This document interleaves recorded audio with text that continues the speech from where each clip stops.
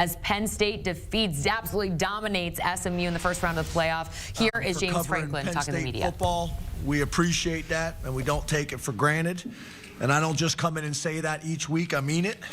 I want to thank the fans.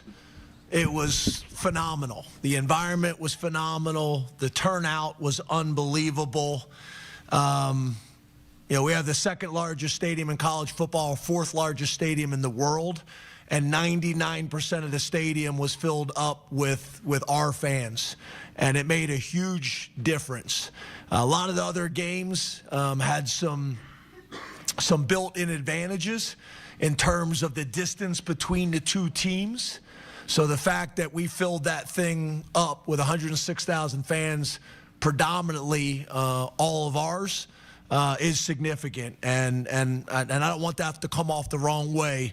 I got a ton of respect for SMU. I got a ton of respect for Coach Lashley, but it was impactful today, and it's really like that all the time, from the spring game with 75,000 plus all the way through this season. We get tremendous support, and we don't take that for granted. So fans, alumni, lettermen, the community, phenomenal. And again, we don't take that for granted. Just because I don't want to forget this at the end, our women's volleyball program and Katie, they're playing for the national championship tomorrow. We wish them all the luck in the world. They've had an unbelievable season, obviously, and that game, that they played where they were down by 2 and came back 3 sets was just crazy. So I think that's one of the special things about being at Penn State. There's so many sports and so many coaches that are thriving. Big part of that is our leadership with Pat Kraft and Neely Bendapudi. So we don't take that for granted whatsoever, but we'll be screaming and hollering and watching and supporting Katie and our women's volleyball program.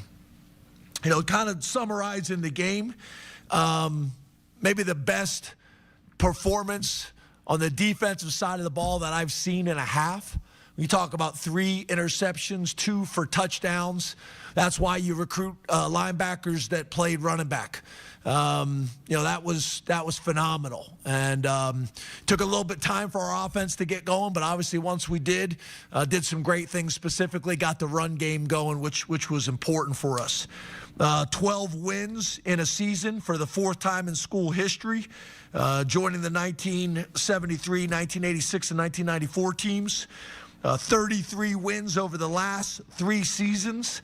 2nd time in program history. Last time that was done is 1971 to 1973. So, ton of cool stuff to be proud of. You look at the stats that we focus on. The takeaway battle was big.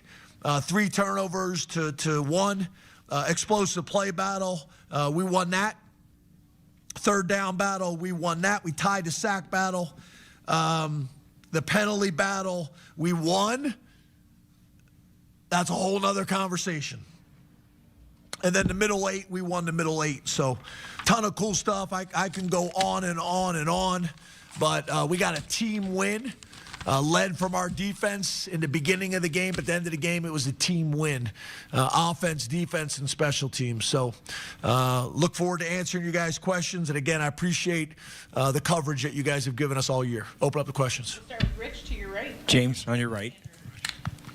What is it about Dom Duca who seems to have a knack of stepping up at the appropriate time? And is that something that you saw in him when you recruited him?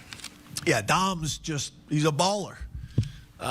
You're talking about a guy who was Pennsylvania Player of the Year, won a state championship on a torn ACL, gray-shirted to be able to come here, came as a walk-on, earned a scholarship. And what a shame that there may not be more stories like this in college football with the 105 rule. Dom Duca may not happen at Penn State. So I love Dom and Mom and Dad. I think he's a tremendous example for all of our players on the team.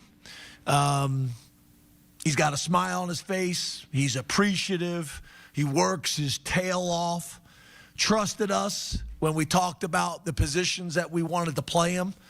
And whatever role we've asked him to do, he's done it 100 miles an hour. So there's a ton of changes in college football, but this is one of these that I'm struggling with because there's been so many special stories over the years of walk-ons, whether they've earned a scholarship or not.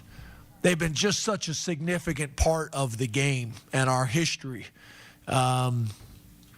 So it breaks my heart a little bit that maybe Dom isn't here, if these rules were in place. So.